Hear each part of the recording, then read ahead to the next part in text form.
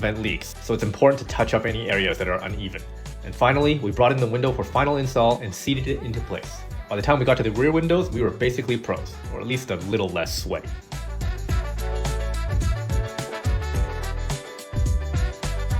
The next part of the build would be our swivel seats. Swivel seats provide an easy way to expand the space in your van and incorporate the factory seats into your floor plan.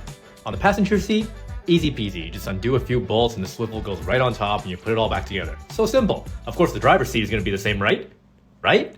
Wrong. On the driver's seat, it's more complicated because there's all this stuff in the way. Why is there all this stuff here? Didn't they know I was going to be doing this? So anyway, the van starter batteries and other electrical components are here and we have to move those. Why do we have to move those? Well, because there's this whole e-brake in the way and you have to physically lower the entire e-brake in order for the swivel to even work. And to do that, you have to like cut off some bolts and do all this stuff. And did you know there are different drill bits for different types of metal? I didn't know that. Look at me here all stupid drilling into steel with a regular bit that doesn't do anything. Anyway, we got it installed and now we have 2 swivel seats.